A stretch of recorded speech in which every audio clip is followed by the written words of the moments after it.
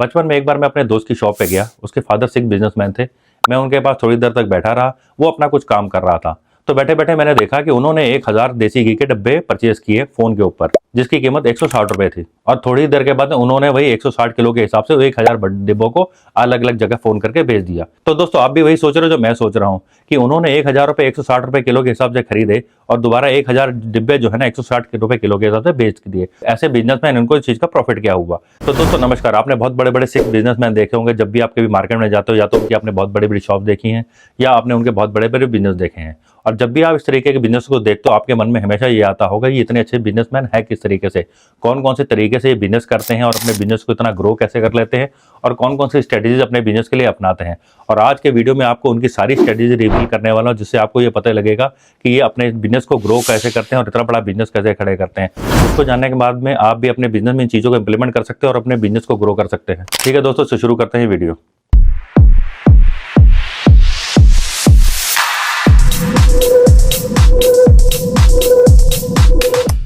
तो दोस्तों इस वीडियो की शुरुआत में एक स्टोरी के साथ करना चाहता हूँ। बचपन में एक बार मैं अपने दोस्त की शॉप पे गया। उसके फादर सिख बिजनेसमैन थे। मैं उनके पास थोड़ी देर तक बैठा रहा। वो अपना कुछ काम कर रहा था। तो बैठे बैठे मैंने देखा कि उन्होंने 1000 देसी घी के डब्बे परचेज किए फोन के ऊपर, जिसकी कीमत 160 रुपए थी। और थोड़ी देर के बाद उन्होंने वही 160 किलो के हिसाब से 1000 डिब्बों को अलग अलग जगह फोन करके भेज दिया। तो दोस्तों आप भी वही सोच रहे हो जो मैं सोच रहा हूँ कि उन्होंने 1000 रुपए 160 रुपए किलो के हिसाब से खरीदे और दोबारा 1000 डिब्बे जो है ना 160 रुपए किलो के हिसाब से बेच दिए। ऐसे बिजनेसमैन, इनको इस चीज का प्रॉफिट क्या हुआ? यही बात मैं बहुत दिन तक सोचता रहा।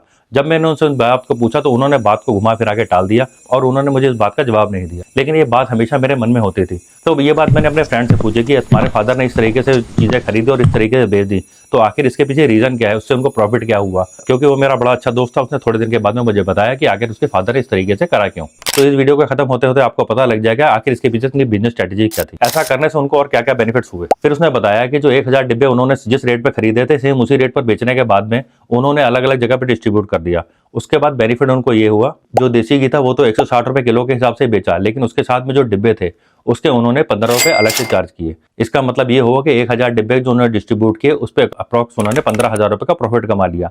इसका मतलब उन्होंने जिस चीज को जिस रेट में खरीदा उसको उसी चीज में बेचने के बाद में भी उनको 15,000 रुपए का प्रॉफिट हुआ। तो पहला ये तरीका था जिससे उन्होंने पैसे कमाए। उसके बाद एक एक करके उसने अपने बिजनेस करने के तरीके को बताना शुरू करा।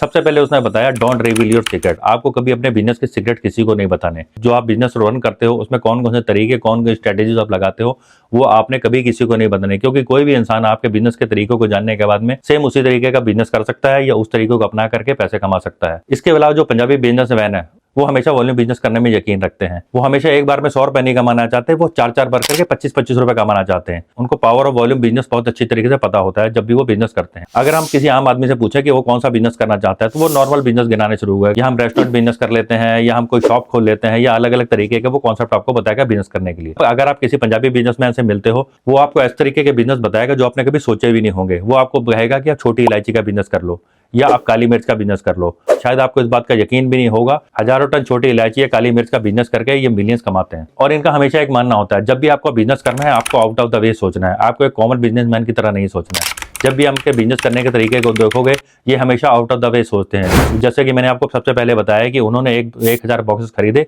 और उसके बॉक्सेस के ऊपर ही उन्होंने 15,000 रुपए कमा लिए। इसके साथ साथ एग्जांपल दे रहा हूं, अगर सुबह 2 केले के ठेले वाले एक जगह पे केले बेचने आ जाते हैं और एक केले वाला कॉन्टिन्यूसली 12 रुपए किलो के साथ बेच रहा है और दूसरे वाला 10 रुपए किलो के हिसाब से बेच रहा है, और जो 10 रुपए किलो वाला है उस टाइम वो 2 घंटे के अंदर अपने सारे केले बेच के चला जाएगा और दोबारा फिर केले को फिल करके दोबारा आके वहां आके बेचना शुरू कर देगा।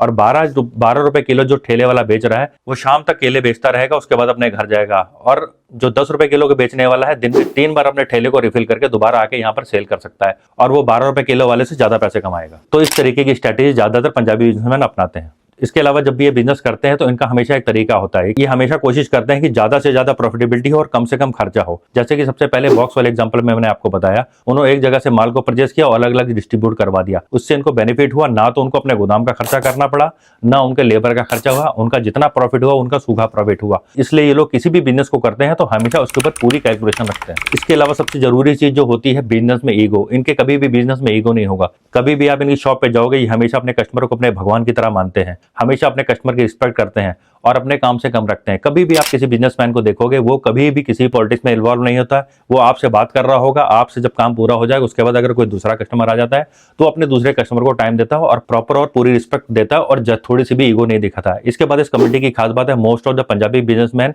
एक दूसरे को बहुत ज्यादा सपोर्ट करते हैं। ये ऑलवेज एक दूसरे को सपोर्ट करके उनके बिजनेस को ग्रो करने के लिए उनकी हेल्प करते हैं। इसी वजह से जितने भी बिजनेसमैन हैं बहुत अच्छी तरीके से बिजनेस करते हैं और मार्केट में इतना ज्यादा पैसा और कमाते हैं। एक दूसरे को सपोर्ट करने की वजह से इनका बिजनेस बहुत ज्यादा ग्रो होता है और इनकी गिनती अच्छे और रिच बिजनेसमैन में आती है। तो दोस्तों ये सारी स्ट्रेटेजी जो आप एक पंजाबी बिजनेसमैन से सीख के अपने बिजनेस में इंप्लीमेंट करके अपने बिजनेस को ग्रो कर सकते हैं। ठीक है दोस्तों, मिलते हैं नेक्स्ट वीडियो में। Thank you.